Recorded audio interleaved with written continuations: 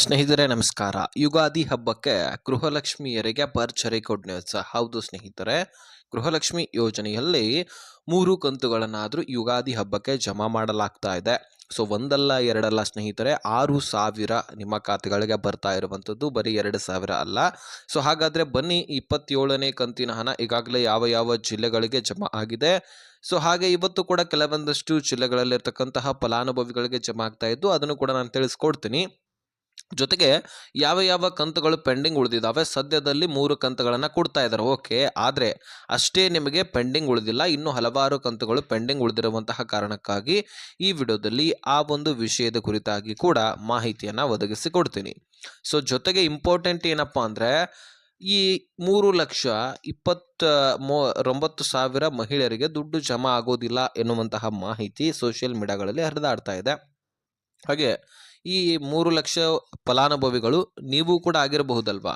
So ಹೀಗಾಗಿ ಏನಿದು ವಿಷಯ, ನಿಮ್ಮ ಬ್ಯಾಂಕ್ ಖಾತೆಗಳಿಗೆ ಏನೇನು ತೊಂದರೆ ಆಗಿದೆ ಅದನ್ನು ಸರಿಪಡಿಸ್ಕೊಳ್ಳೋದು ಹೇಗೆ, ಒಟ್ಟಾರೆಯಾಗಿ ಗೃಹಲಕ್ಷ್ಮಿ ಯೋಜನೆಯಲ್ಲಿ ಸದ್ಯಕ್ಕೆ ಇರತಕ್ಕಂತಹ ಎಲ್ಲ ಮಾಹಿತಿಯನ್ನು ಈ ವಿಡಿಯೋದಲ್ಲಿ ನಾವು ನೋಡ್ತಾ ಹೋಗೋಣ. ಬಹಳ ಇಂಪಾರ್ಟೆಂಟ್ ಮಾಹಿತಿ. ನೀವು ಈ ವಿಡಿಯೋನ ಆದಷ್ಟು ಕೊನೆವರೆಗೂ ವಾಚ್ ಮಾಡಲಿಕ್ಕೆ ಪ್ರಯತ್ನ ಮಾಡಿ.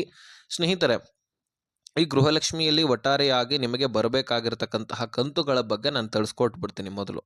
ಸೊ ನಾನು ಬಹಳ ವೇಟ್ ಏನು ಮಾಡಿಸೋದಿಲ್ಲ ನಿಮಗೆ.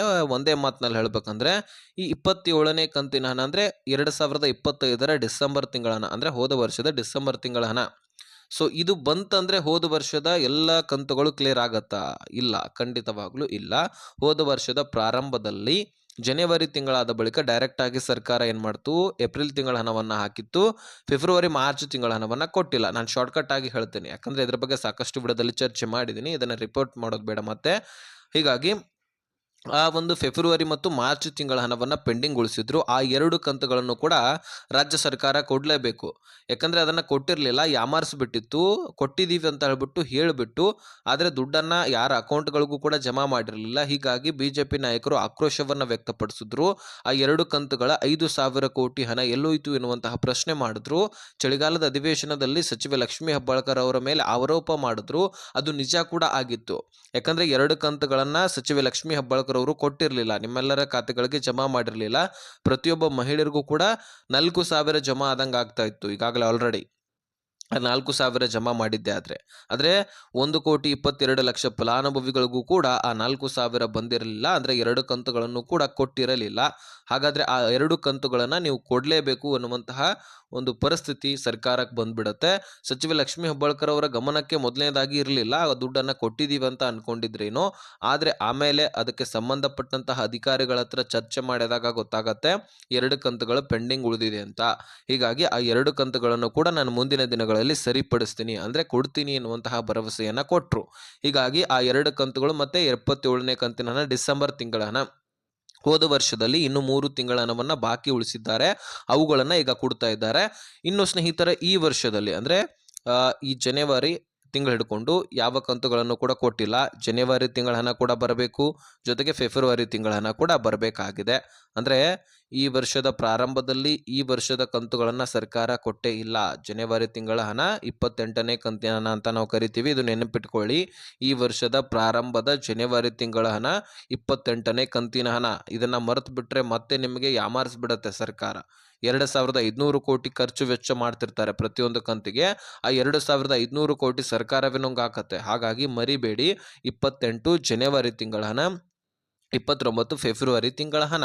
ಸೊ ಹೀಗಾಗಿ ಹೋದ ವರ್ಷದಲ್ಲಿ 3 ತಿಂಗಳು, ಈ ವರ್ಷದಲ್ಲಿ ಮಾರ್ಚ್ ಕೂಡ ಇನ್ನೇನು ಅರ್ಧಕ್ಕಿಂತ ಹೆಚ್ಚೇ ಮುಗಿದೋಗಿದೆ. ಹೀಗಾಗಿ ಈ ತಿಂಗಳನ್ನು ಕೂಡ ನಾವು ಹಿಡಿಲೇಬೇಕು. ಇನ್ನೇನು ಏಪ್ರಿಲ್ ಪ್ರಾರಂಭವಾದ ತಕ್ಷಣ ಮಾರ್ಚ್ ತಿಂಗಳ ಹಣವನ್ನು ಕೊಡಬೇಕು. ಹೀಗಾಗಿ 6 ಕಂತುಗಳನ್ನು, 5ರಿಂದ 6 ಕಂತುಗಳನ್ನು ಸರ್ಕಾರ ಕೊಡಬೇಕಾಗಿದ್ದು, ಸರಿಸುಮಾರು 10ರಿಂದ 12 ಸಾವಿರದಷ್ಟು ದುಡ್ಡನ್ನು ಪ್ರತಿಯೊಬ್ಬ ಗೃಹಲಕ್ಷ್ಮಿಯರಿಗೂ ಕೂಡ ಜಮೆ ಮಾಡಬೇಕಾಗಿದೆ. ಅಷ್ಟೇ ಏನಾದರೂ ದಿಢೀರನೆ 1-2 ತಿಂಗಳಲ್ಲಿ ಜಮಾ ಮಾಡಿ ಕ್ಲಿಯರ್ ಮಾಡಿದ್ದೆ ಅಂದರೆ ಸರ್ಕಾರ ಬರೀ 1 ತಿಂಗಳಲ್ಲಿ 1ರಿಂದ 2 ಕಂತುಗಳನ್ನು ಕೊಡ್ತಾ ಹೋದರೆ ಇನ್ನೂ ಬಹಳ ತಿಂಗಳಷ್ಟು ಟೈಮ್ ತೆಗೆದುಕೊಳ್ಳುತ್ತದೆ. ಏನಾದರೂ 1 ತಿಂಗಳಲ್ಲಿ 3 ತಿಂಗಳ ಹಣವನ್ನು, ಅಂದರೆ 6,000 ದುಡ್ಡನ್ನು ಒಂದೇ ತಿಂಗಳಲ್ಲಿ ಕೊಡ್ತಾ ಹೋದರೆ ಆದಷ್ಟು ಬೇಗ ಮಹಿಳೆಯರ ಖಾತೆಗಳಿಗೆ ಈ ದುಡ್ಡನ್ನು ಜಮಾ ಮಾಡಿ ಕ್ಲಿಯರ್ ಮಾಡ್ದಂಗೆ ಆಗತ್ತೆ. ಆದರೆ ಈ ವರ್ಷ ಅಂತೂ ಏನು ತೊಂದರೆ ಇಲ್ಲ. ಎಷ್ಟು ದುಡ್ಡನ್ನ ಗೃಹಲಕ್ಷ್ಮಿ ಯೋಜನೆಗೆ ಮೀಸಲಿಡಬೇಕಾಗಿತ್ತು ಅಷ್ಟೆಲ್ಲವೂ ಕೂಡ ಮೀಸಲಿಟ್ಟಿದ್ದಾರೆ. ಜೊತೆಗೆ ಈಗಾಗಲೇ ಹಣಕಾಸು ಇಲಾಖೆಯು ಕೂಡ ಸರಿಯಾಗಿ ದುಡ್ಡನ್ನ ಕೊಡ್ತಾ ಇಲ್ಲ ಎನ್ನುವಂತಹ ಆರೋಪ ಕೂಡ ಕೇಳಿ ಬಂದಿತ್ತು. ಯಾಕಂದ್ರೆ ಸಚಿವೆ ಲಕ್ಷ್ಮೀ ಹೆಬ್ಬಾಳ್ಕರ್ ಅವರೇ ಈ ಆರೋಪವನ್ನು ಕೂಡ ಮಾಡಿದ್ರು. ಪ್ರತಿ ತಿಂಗಳು ಕೂಡ ನಾನು ನೋಟಿಸ್ ಅನ್ನ ಕಳಿಸ್ತಾನೆ ಇರ್ತೀನಿ, ಆದ್ರೆ ಹಣಕಾಸು ಇಲಾಖೆ ಸರಿಯಾದ ಹೊತ್ತಿಗೆ ಸರಿಯಾದ ಸಮಯಕ್ಕೆ ದುಡ್ಡನ್ನ ಕೊಟ್ಟಿದ್ದೆ ಆದ್ರೆ ನಾವು ಕೊಟ್ಟು ಕ್ಲಿಯರ್ ಮಾಡ್ತಾ ಇದ್ವಿ. ಆದ್ರೆ ಹಣಕಾಸು ಇಲಾಖೆ ಸರಿಯಾಗಿ ದುಡ್ಡನ್ನ ಕೊಡದೇ ಇರುವಂತಹ ಒಂದು ಪರಿಸ್ಥಿತಿಗಾಗಿ ಇಷ್ಟೆಲ್ಲ ಕಂತುಗಳು ಪೆಂಡಿಂಗ್ ಉಳಿಲಿಕ್ಕೆ ಕಾರಣ ಆಗಿದೆ ಅಂತ ಸಚಿವೆ ಲಕ್ಷ್ಮೀ ಹೆಬ್ಬಾಳ್ಕರ್ ಅವರು ಹೇಳ್ತಾರೆ. ಹಾಗಾದ್ರೆ ಹಣಕಾಸು ಇಲಾಖೆಯ ಮೇಲೆ ಈ ಒಂದು ಆರೋಪ ಬರುತ್ತೆ. ಹಣಕಾಸು ಇಲಾಖೆ ಈ ಎಲ್ಲ ಒಂದು ಕಂತುಗಳ ಪೆಂಡಿಂಗ್ ಉಳಿದಿರುವಂತಹ ಕಾರಣಕ್ಕಾಗಿ 7,500 ಕೋಟಿ ಫಂಡನ್ನು ಒಮ್ಮೆಲೆ ಬಿಡುಗಡೆ ಮಾಡಿಬಿಡುತ್ತೆ. 7,500 ಕೋಟಿ ಫಂಡನ್ನು ಚಳಿಗಾಲದ ಅಧಿವೇಶನದಲ್ಲಿ ನಂತರ ಏನು ಬಿಡುಗಡೆ ಮಾಡುತ್ತಲ್ಲ, ಆದ ಬಳಿಕ 24ನೇ ಕಂತಿನ ಹಣವನ್ನು ಜಮಾ ಮಾಡಿದ್ರು ಸೆಪ್ಟೆಂಬರ್ ತಿಂಗಳದು. ಅದಾದ ಬಳಿಕ 25 ಅಕ್ಟೋಬರ್ ತಿಂಗಳ ಹಣವನ್ನು ಕೊಟ್ಟರು. ಅದಾದ ಬಳಿಕ 26 ನವೆಂಬರ್ ತಿಂಗಳ ಹಣವನ್ನು ಕೊಟ್ಟರು. ಆ 7,500 ಕೋಟಿ ದುಡ್ಡಲ್ಲಿ ಈ 3 ಕಂತುಗಳನ್ನು ಕ್ಲಿಯರ್ ಮಾಡಿದ್ದಾರೆ.